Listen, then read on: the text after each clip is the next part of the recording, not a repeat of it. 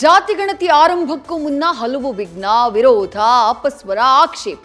ಈಗ ಜಾತಿ ಗಣತಿ ಆರಂಭ ಆದ ಮೇಲೆ ಮತ್ತೊಂದು ರೀತಿಯ ವಿಘ್ನಗಳು ಎದುರಾಗಿವೆ. ಕ್ಯಾಸ್ಟ್ ಸೆನ್ಸಸ್ಗೆ ತಾಂತ್ರಿಕ ಸಮಸ್ಯೆ ತಲೆದೋರಿದೆ. ಜಾತಿ ಗಣತಿಗೆ ಹೋಗ್ತಾ ಇರುವಂತಹ ಶಿಕ್ಷಕರ ಪಾಡಂತೂ ಹೇಳತೀರದಾಗಿದೆ. ಸಮೀಕ್ಷೆಗೆ ಅಂಗನವಾಡಿ ಕಾರ್ಯಕರ್ತರನ್ನ ಬಳಸಿಕೊಳ್ಳುವ ಚಿಂತನೆಗೆ ಆಕ್ರೋಶ ವ್ಯಕ್ತವಾಗಿದೆ. ಈ ಎಲ್ಲಾ ಸಮಸ್ಯೆಗಳಿಗೆ ಪರಿಹಾರ ಕಂಡುಕೊಳ್ಳೋಕೆ ಸರ್ಕಾರ ಮುಂದಾಗಿದೆ.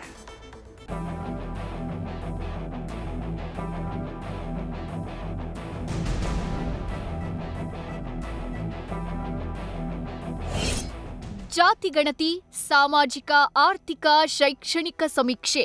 ಆದರೆ ಈ ಗಣತಿಗೆ ಸಾಲು ಸಾಲು ವಿಘ್ನಗಳು ಶುರುವಾಗಿವೆ.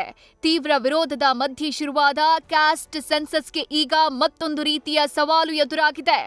ಗಣತಿ ಆರಂಭವಾದ 2 ದಿನಕ್ಕೆ ಶಿಕ್ಷಕರು ರೋಸಿ ಹೋಗಿದ್ದಾರೆ. ಸರ್ಕಾರದ ಜಾತಿ ಜನಗಣತಿಗೆ ಸಾಲು ಸಾಲು ಸವಾಲು. 2 ದಿನಕ್ಕೆ ವರ್ಕ್ಲೋಡ್ ಅಂತಿರೋ ಶಿಕ್ಷಕರು.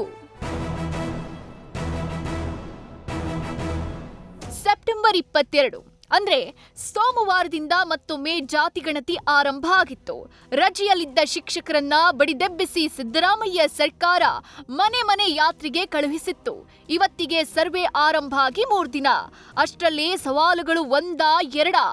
ಸಮಸ್ಯೆ ಕಹಾ ಹೇ ಅಂದ್ರೆ ಊರ್ ತುಂಬಾ ಹೇ ಅನ್ನುವಂತಾಗಿದೆ. 2 ದಿನಕ್ಕೆ ಸರ್ವೆಗಾಗಿ ಮನೆ ಮನೆ ಸುತ್ತುತ್ತಾ ಇರೋ ಶಿಕ್ಷಕರು 2 ದಿನಕ್ಕೆ ವರ್ಕ್ ಲೋಡ್ ಎನ್ನುತ್ತಿದ್ದಾರೆ. ಟಾರ್ಗೆಟ್ ರೀಚ್ ಆಗೋದ್ರಲ್ಲಿ ಅನೇಕ ಕಡೆ ವೈಫಲ್ಯ ಅನುಭವಿಸುತ್ತಿದ್ದಾರೆ. ರಾಜ್ಯಾದ್ಯಂತ ಜಾತಿ ಜನಗಣತಿ ನಡೆಸೋಕೆ ಆಪ್ ಲಾಗಿನ್ ಸಮಸ್ಯೆ ಎದುರಾಗಿದೆ. ಮನೆಗಳ ಸರ್ವೆ ಮಾಡಿ ಸಬ್ಮಿಟ್ ಮಾಡೋಕಾಗದೆ ಎಲ್ಲ ಮಾಹಿತಿ ಡಿಲೀಟ್ ಆಗ್ತಿವೆ. 1 ದಿನದ ಸಮೀಕ್ಷೆ ಮಾತ್ರ ತೋರಿಸ್ತಾ ಇದ್ದು ಆಪ್ಗೆ ಸಲ್ಲಿಕೆಯಾದ ಮಾಹಿತಿಯನ್ನ ತೋರಿಸ್ತಾ ಇಲ್ಲ. ಅದಷ್ಟೇ ಅಲ್ಲ, ಫೈನಲ್ ಸಬ್ಮಿಷನ್ನಲ್ಲೂ ನಾನಾ ಸಮಸ್ಯೆ ಎದುರಾಗ್ತಿವೆ. ನ್ಯೂ ಅಪ್ಡೇಟ್ ಆಪ್ನಲ್ಲೂ ಮನೆಗಳ ಸಂಖ್ಯೆಯನ್ನ ತೋರಿಸ್ತಾ ಇಲ್ಲ. UHID ಹಾಕದ ಮೇಲೆ ಆಪ್ನಲ್ಲಿ ಎರರ್ ಮೆಸೇಜ್ ಬರ್ತಾ ಇದೆ. ಏಪ್ರಿಲ್ನಲ್ಲಿ ನಡೆದ ಒಳ ಮೀಸಲಾತಿ ಗಣತಿ ಭತ್ಯೆ ಹಾಜರಾತಿ ಪತ್ರವನ್ನ ಇನ್ನೂ ನೀಡಬೇಕಿದೆ. ಶಿಕ್ಷಕರಿಗೆ ಅವರ ಕ್ಲಸ್ಟರ್ ಬಿಟ್ಟು ಬೇರೆ ಕ್ಲಸ್ಟರ್ಗಳಲ್ಲಿ ಜಾತಿ ಗಣತಿ ಕಾರ್ಯಕ್ಕೆ ನಿಯೋಜನೆ ಮಾಡಲಾಗಿದೆ. ಅಲ್ಲದೆ ಬಹುತೇಕ ಗಣತಿ ಶಿಕ್ಷಕರಿಗೆ 150ರಿಂದ 180 ಮನೆಗಳ ಸರ್ವೆ ಟಾರ್ಗೆಟ್ ನೀಡಲಾಗಿದೆ. ಅಲ್ಲದೆ ದಸರಾ ರಜೆ ದಿನಗಳಲ್ಲಿ ಕೆಲಸ ಮಾಡ್ತಿರೋ ಶಿಕ್ಷಕರಿಗೆ ಕೆಲಸದ ಒತ್ತಡ ಕೂಡ ಹೆಚ್ಚಾಗಿದೆ.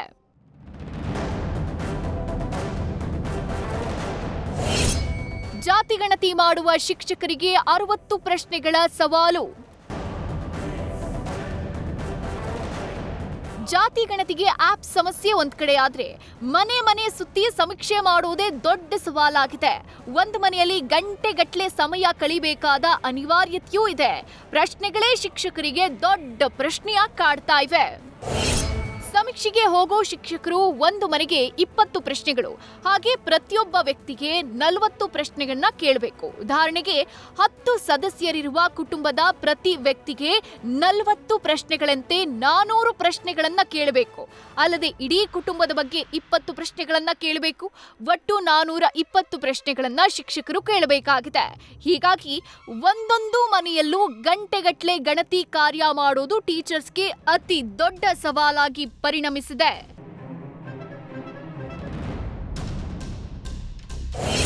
ಸಮೀಕ್ಷೆಗೆ ಅಂಗನವಾಡಿ ಕಾರ್ಯಕರ್ತರ ಬಳಕೆಗೆ ಚಿಂತನೆ. ಶಿಕ್ಷಣ ಸಚಿವರ ನಿರ್ಧಾರಕ್ಕೆ ಕಾರ್ಯಕರ್ತೆಯರ ಆಕ್ರೋಶ. ಶಿಕ್ಷಕರ ಮೇಲಿನ ಹೊರೆಯನ್ನ ಇಳಿಸಲು ಅಂಗನವಾಡಿ ಕಾರ್ಯಕರ್ತೆಯರನ್ನು ಸಮೀಕ್ಷೆಗೆ ಉಪಯೋಗಿಸಿಕೊಳ್ಳೋಕೆ ಶಿಕ್ಷಣ ಇಲಾಖೆ ಚಿಂತನೆ ನಡೆಸಿದೆ. ಆದರೆ ಶಿಕ್ಷಣ ಸಚಿವರ ನಿರ್ಧಾರಕ್ಕೆ ಅಂಗನವಾಡಿ ಕಾರ್ಯಕರ್ತೆಯರು ಆಕ್ರೋಶ ಹೊರಹಾಕಿದ್ದಾರೆ. 6 ವರ್ಷದ ಒಳಗಿನ ಮಕ್ಕಳ ಆರೋಗ್ಯ ಮತ್ತು ಸೇವೆಗೆ ನಾವು ಜವಾಬ್ದಾರರು. ಸರ್ಕಾರದ ಸಾಮಾಜಿಕ, ಶೈಕ್ಷಣಿಕ, ಆರ್ಥಿಕ ಸಮಿತಿ ನಮಗೂ ಸಂಬಂಧ ಇಲ್ಲ ಅಂತ ಅಂಗನವಾಡಿ ಕಾರ್ಯಕರ್ತೆಯರು ಆಕ್ರೋಶ ಹೊರಹಾಕ್ತಿದ್ದಾರೆ. ಈಗಾಗಲೇ ಸಾಕಷ್ಟು ವರ್ಕ್ ಲೋಡ್ನಿಂದ ಬೇಸತ್ತಿರುವ ಕಾರ್ಯಕರ್ತೆಯರು ರಾಜ್ಯ ಶಿಕ್ಷಣ ಇಲಾಖೆ ವ್ಯಾಪ್ತಿಗೆ ನಾವು ಬರಲ್ಲ, ಮಹಿಳಾ ಮತ್ತು ಮಕ್ಕಳ ಕಲ್ಯಾಣ ಇಲಾಖೆಯಿಂದ ಯಾವುದೇ ನಿರ್ದೇಶನ ನಮಗೆ ಬಂದಿಲ್ಲ, ಜಾತಿ ಜನಗಣತಿ ಕಾರ್ಯಕ್ಕೆ ಸಹಕರಿಸಲು ಯಾವುದೇ ನಿರ್ದೇಶನ ನೀಡಿಲ್ಲ, ಅನೇಕ ಕಡೆ ಅಂಗನವಾಡಿ ಕಾರ್ಯಕರ್ತೆಯರಿಗೆ ಸಹಾಯಕಿಯರು ಇಲ್ಲ ಅಂತ ಸರ್ವೆ ಕಾರ್ಯಕ್ಕೆ ವಿರೋಧ ವ್ಯಕ್ತಪಡಿಸಿದ್ದಾರೆ.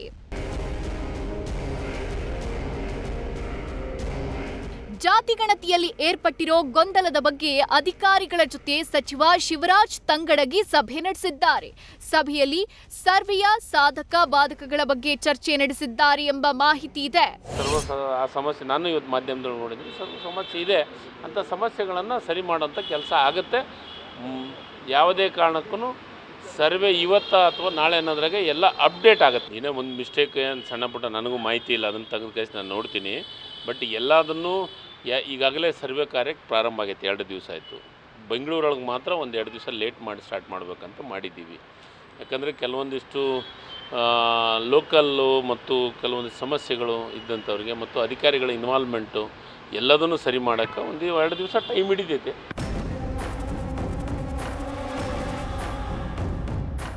ಜಾತಿ ಗಣತಿ ಆರಂಭಕ್ಕೂ ಮೊದಲು ನೂರಾರು ವಿಘ್ನ, ಶುರುವಾದ ಮೇಲೂ ಸಾಲು ಸಾಲು ವಿಘ್ನ. ಇಷ್ಟೆಲ್ಲ ಸಮಸ್ಯೆ ಸವಾಲುಗಳ ಮಧ್ಯೆ ಜಾತಿ ಗಣತಿ ಸರ್ವೆ ವೈಜ್ಞಾನಿಕವಾಗಿ ಪಾರದರ್ಶಕವಾಗಿ ನಡೆಯುತ್ತಾ ಇಲ್ವಾ ಅನ್ನೋದೇ big question. Pragati Shetty, news first, Bengaluru. News first ನಿರ್ಭೀತಿಯಿಂದ ನಿಮ್ಮ ಪರವಾಗಿ.